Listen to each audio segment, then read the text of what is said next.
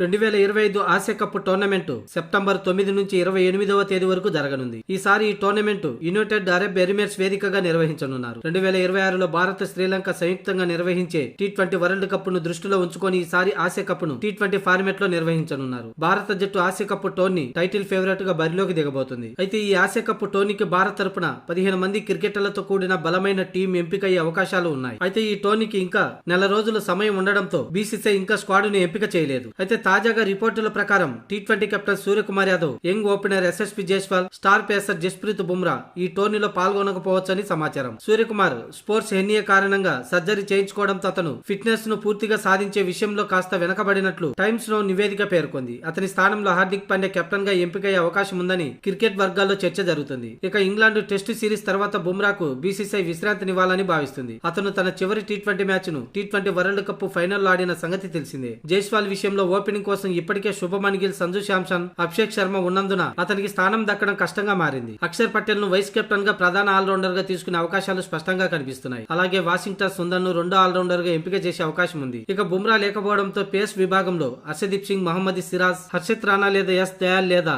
ప్రసిద్ధి కృష్ణాలలో ఒకరు ఎంపిక అవుతారు. ఇక స్పిన్ విభాగంలో కుల్దీప్ యాదవ్, వరుణ్ చక్రవర్తి ప్రధాన స్పెషలిస్ట్ స్పిన్నర్ గా ఉండనున్నారు. మొత్తంగా అంచనా ప్రకారం టీమిండియా స్క్వాడ్ ఇలా ఉండే అవకాశం ఉంది. హార్దిక్ పాండ్యా, శుభమన్ గిల్, సంజు శాంసన్, అభిషేక్ శర్మ, శ్రేయస్ అయ్యర్, తిలక్ వర్మ, రింకు సింగ్, ధ్రువ్ జురేల్, అక్షర్ పటేల్, వాషింగ్టన్ సుందర్, ప్రసిద్ధి కృష్ణ లేదా ఎస్ దయాల్, హర్షదీప్ సింగ్, మహమ్మద్ సిరాజ్, కుల్దీప్ యాదవ్, వరుణ్ చక్రవర్తి. మొత్తంగా ఈ ఆసియా కప్ లో 8 జట్లు పాల్గొంటాయి. 2 గ్రూపులుగా టీమ్స్ ని విభజించారు. టోర్నీ ఏ గ్రూప్ లో భారత్, పాకిస్తాన్, యుఏఈ అలాగే ఓమన్ జట్లు ఉన్నాయి. గ్రూప్ బి లో బంగ్లాదేశ్, శ్రీలంక, ఆఫ్ఘనిస్తాన్, హాంకాంగ్ జట్లు పోటీ పడనున్నాయి. అయితే సెప్టెంబర్ 14న గ్రూప్ దశలో Bharat versus Pakistan high voltage match జరగనుంది. అయితే ఈ ఇరు జట్లు సూపర్ 4 కి చేరితే మళ్లీ తలపడే అవకాశం ఉంది. ఇక ఫైనల్ చేరితే మూడోసారి తలపడే అవకాశం కూడా ఉంది.